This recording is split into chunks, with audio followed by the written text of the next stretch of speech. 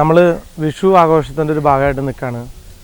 വിഷുവിന് പടക്കം പൊട്ടിക്കലും കമ്പിത്തിരിയും മത്താപ്പും എല്ലാം നമ്മൾ കത്തിച്ച് കാണുമ്പോൾ എനിക്ക് അന്നൊക്കെ എന്ന് വെച്ചിട്ടുണ്ടെങ്കിൽ ഈ വിഷുവിന് പടക്കം പൊട്ടിക്കാനുള്ള കാശൊന്നും ഇല്ലാത്തൊരു സമയമായിരുന്നു.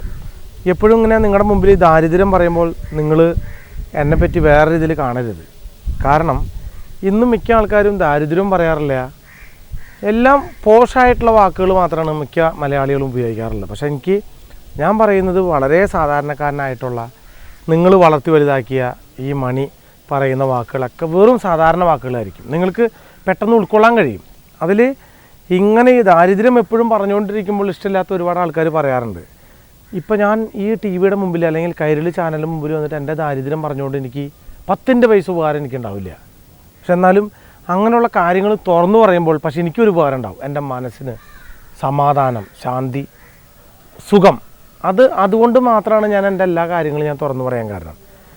നമ്മൾ എല്ലാം തുറന്നു പറയുമ്പോൾ ചില വിഭാഗം പറയും അങ്ങനെ പറയേണ്ട കാര്യമില്ലായിരുന്നു.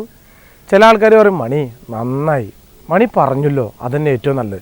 ചില ആൾക്കാർ പറയും പഴയതൊന്നും മറക്കാണ്ട് മോനതൊക്കെ പറഞ്ഞല്ലോ എന്ന് പറയുന്ന ആൾക്കാരുണ്ട്. ചില ആൾക്കാർ പറയും എന്നാടാവേ ചുമ്മാ ഇവനൊക്കെ വെറുതെ സിനിമയിൽ അഭിനയിച്ച് കാശുണ്ടാക്കിയിട്ട് ആൾക്കാരെ അറിയിക്കാൻ വേണ്ടി പൊങ്ങിച്ച് കാണിക്കുക അങ്ങനെ പറയുന്നുണ്ടാവും. ചില ആൾക്കാർ പറയും വേറെ വല്ല ഉദ്ദേശം ഉണ്ടാവും, അല്ലാണ്ട് ഇങ്ങനെ ദാരിദ്ര്യം കെട്ടിപ്പിടിച്ചിരിക്കേണ്ട കാര്യമില്ല, വല്ല ഇലക്ഷൻ നിൽക്കാനോ വല്ല ഉദ്ദേശമൊക്കെ ആയിരിക്കും അങ്ങനെ പറയുന്ന ആൾക്കാരുണ്ടാവും. ഇത് സിനിമ ആയാലും അങ്ങനെ തന്നെ. എൻ്റെ സിനിമ ചില ആൾക്കാർ പറയും മണിച്ചേട്ടൻ്റെ വില്ലൻ വേഷം ഗംഭീരമായിട്ടോ നല്ല വേഷമാണ്.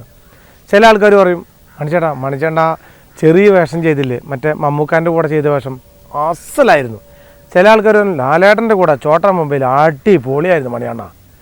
ചില ആൾക്കാർ പറയും മണിച്ചേട്ടാ ഞങ്ങൾക്ക് പാട്ട് ഇഷ്ടമുള്ളൂ, ചേട്ടൻ്റെ അഭിനയം ഇഷ്ടമേയില്ല, നിങ്ങൾക്ക് അഭിനയിക്കാനേ അറിയില്ല. ഞങ്ങൾക്ക് ഇഷ്ടം ചേട്ടൻ്റെ പാട്ടുകളാണ്. ഉമ്പായി കുച്ചാണ്ട് മുതൽ കണ്ണിമാങ്ങ പ്രായത്തിൽ മുതൽ അതൊക്കെ ഇഷ്ടം. അപ്പോൾ ഈ കറണ്ട് പോലെയാണ്, കറണ്ടും ബ്ലഡും പോലെയാണ്. കറണ്ടിൽ നെഗറ്റീവ് ഉണ്ട്, അതായത് കറണ്ടിൽ പോസിറ്റീവ് ഉണ്ട് നെഗറ്റീവ് ഉണ്ട്, ബ്ലഡിലുണ്ട് നെഗറ്റീവ് ഉണ്ട് പോസിറ്റീവ് ഉണ്ട്. എല്ലാത്തിലും അങ്ങനെ ചിന്തിക്കുന്ന ഒരു കുറേ ആൾക്കാരുണ്ടെന്നുള്ളതാണ്.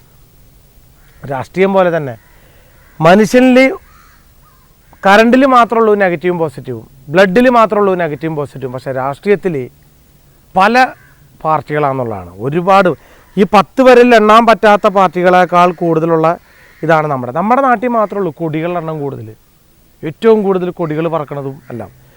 മറു രാജ്യങ്ങളിൽ പോയി കഴിഞ്ഞാൽ വളരെ കുറവാണ്, അവരുടെ കൊടി മാത്രമേ ഉണ്ടാവുള്ളൂ, ആ ദേശത്തിൻ്റെ കൊടി മാത്രം. പക്ഷെ എന്തായാലും ഇപ്പം ഞാൻ പറയാൻ കാരണം ഇത്രയും ആൾക്കാർ നമ്മൾ ഇഷ്ടപ്പെടുന്നു എന്നുള്ളതാണ് ഏറ്റവും വലിയ സത്യം. എല്ലാ പാർട്ടിയിൽപ്പെട്ട ആൾക്കാരും എല്ലാവരും, ലാലേട്ടനുണ്ട്, മമ്മൂക്കിയുണ്ട്, സുരേഷ് ഗോപിച്ചേട്ടനുണ്ട്, ജയറാമേട്ടനുണ്ട്, ദിലീപുണ്ട്, അങ്ങനെ നമ്മുടെ നായക നിരയിൽപ്പെട്ട ബോബൻ കുഞ്ചാക്ക മുതൽ ജയസൂര്യ മുതൽ പിന്നെ പൃഥ്വിരാജ് അങ്ങനെ മുതൽ എല്ലാ നായകന്മാരും. ഞാൻ നായകനാന്ന് പറയില്ല, എനിക്ക് നായകനായിട്ട് അവകാശപ്പെടാനുള്ള യാതൊരു യോഗ്യതയും ഇല്ലാത്തൊരാളാണ് ഞാൻ. പക്ഷെ എന്നാലും നമ്മുടെ നായകന്മാരെ കുറിച്ച് പറയുന്നത് കേൾക്കുമ്പോൾ നമുക്ക് ഭയങ്കര സന്തോഷമാണ്. എന്താ പറയുക, അവരുടെ ഒരു ഹാൻസം അല്ലെങ്കിൽ അവർ പ്രസൻറ്റ് ചെയ്യുന്ന ഡയലോഗുകളും അതൊക്കെ ഹരമായിട്ട് കണ്ടുകൊണ്ടിരിക്കുക. നമ്മൾ വണ്ടിയിലൂടെ പോകുമ്പോൾ ഓരോ ഫ്ലക്സുകളും നോക്കിക്കൊണ്ടിരിക്കുക. ലാലേട്ടൻ്റെ ഫ്ലക്സ് ആയാലും മമ്മൂക്കാൻ്റെ ഫ്ലക്സ് ആയാലും പൃഥ്വിരാജിൻ്റെ ഫ്ലക്സ് ആയാലും ദിലീപിൻ്റെ ഫ്ലക്സ്, ജയസൂര്യയുടെ ഫ്ലക്സ് ഒക്കെ വാക്കുകൾ കാണണം കേട്ടോ. 2ാം സ്ഥാനത്തേക്ക് ആരുള്ള, 2ാം സ്ഥാനത്തേക്ക് ആരുള്ള, ആരും 1ാം സ്ഥാനത്തേക്ക് കിട്ടിയെന്ന് ഇപ്പോൾ ആരും പറയണില്ല എന്നുള്ളതാണ്.